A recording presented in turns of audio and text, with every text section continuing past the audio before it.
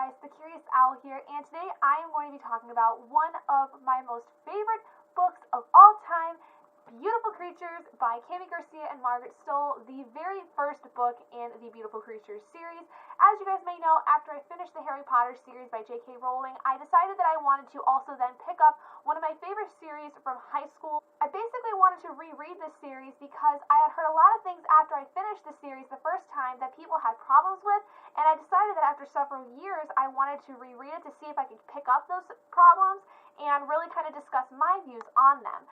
So actually, I didn't see any of the problems most people had with this story, and I think a lot of it is the perception of the relationship that is within this story and kind of how you see it, as if you see it as an insta-love story or not, which I don't, and I will get into that in a moment.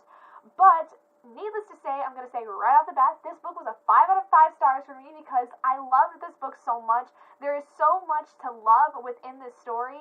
Basically, with this reread, I'm going to read the 4 novels that are in the main story, and I will also be reading all of the spin-off novellas, spin-off novels, including 2 side characters, and the 4 prequel novellas that are all within the world of Beautiful Creatures. But without further ado, I will get to my official review of Beautiful Creatures, the first book in the series. So the first novel, Beautiful Creatures, deals with the main character, Ethan, who is about 15 years old, almost 16, and he's lived his whole life where he's been wanting to get out of Gatlin, South Carolina.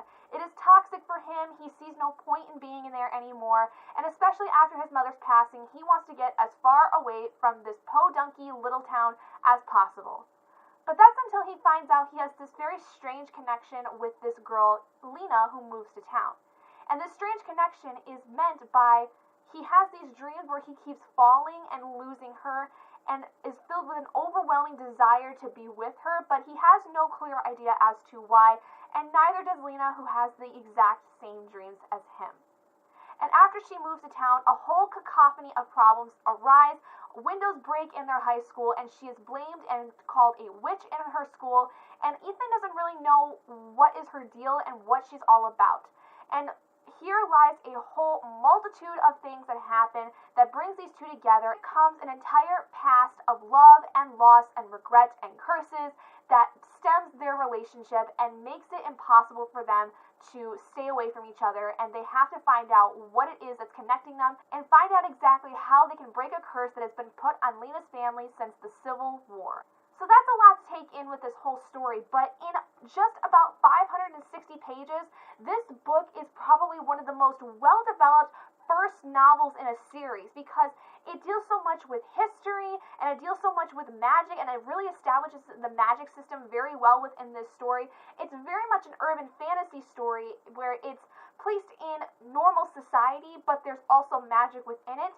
And I think they really tie in well with how the past affects the present in such a way that basically makes it so much more dire and so much more of a problem that Ethan and Lena have to solve, that makes it so much more enjoyable and easy to go through. And the flashbacks are very helpful with establishing what this curse is and how it began.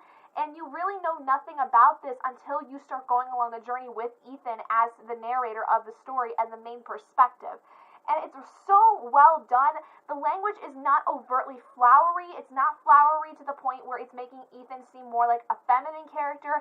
It's very much a rough and tumble story for him, but it's filled with these magical elements that just seem to pop up and really make the story so magical that it's almost impossible to describe for me. A lot of people that I've heard talk about this book have said that the relationship is too insta-lovey and too quick and moves way too quickly throughout the story. I highly disagree with that, and that is coming from me, who has taken time to step away from the novel and have come back to it with very fresh eyes. I haven't read this book in probably over 6 years, and I really do not think that this story is insta-lovey in the slightest. There is a lot of times where there are very romantic scenes involved with Ethan and Lena, and Ethan is very much a romantic character. He's very kind and very romantic and very loving of Lena, even though he doesn't know how he's connected to her, but he genuinely cares about her without there even being any lust involved in the story. You have to watch this entire relationship blossom over the course of several months.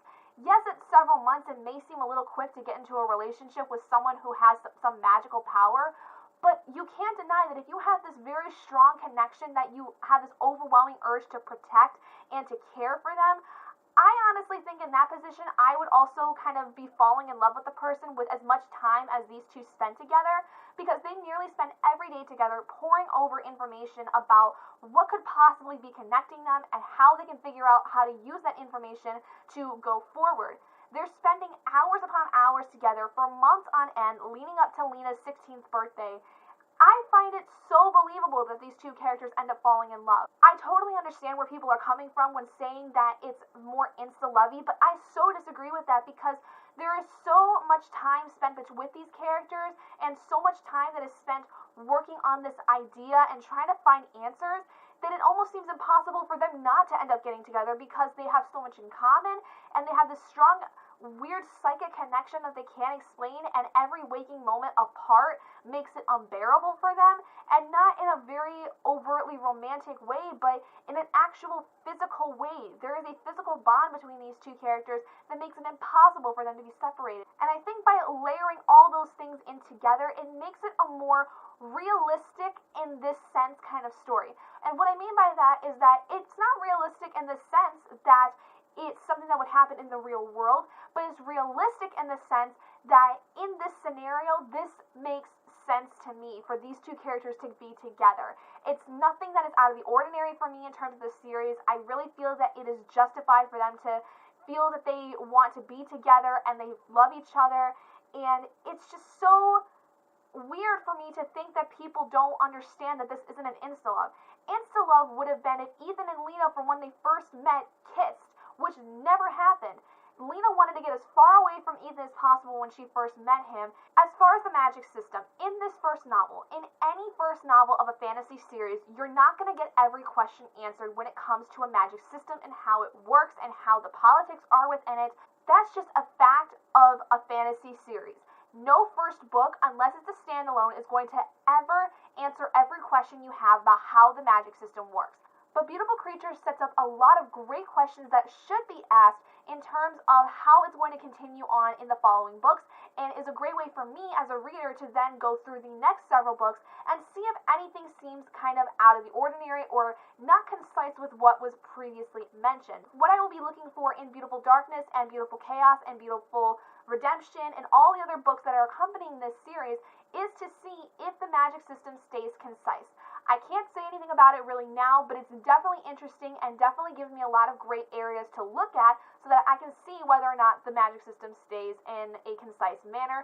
I think if I was to pick one of my favorite characters of the series, my first favorite character would definitely have to be Amma, who is Ethan's housekeeper and essentially his nanny and pretty much his second mother figure.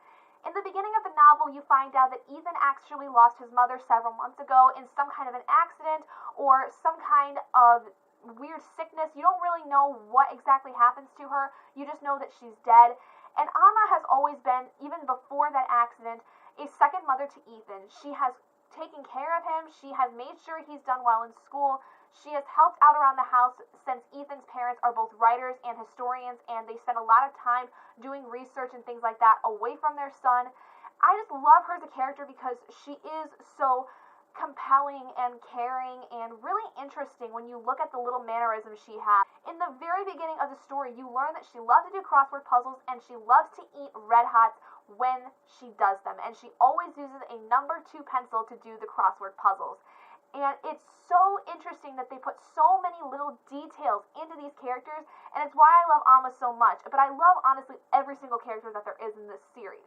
But Amma is one of my favorites because Garcia and Margaret Stohl really delved into this character specifically.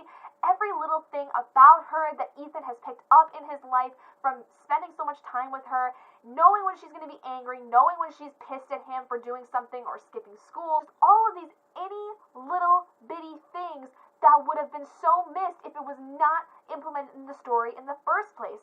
I think if you were to have taken out all of the little bits of information about Amma that is within this book itself, you would have a completely different character look of Amma, the character herself. She would look so different without these different little things.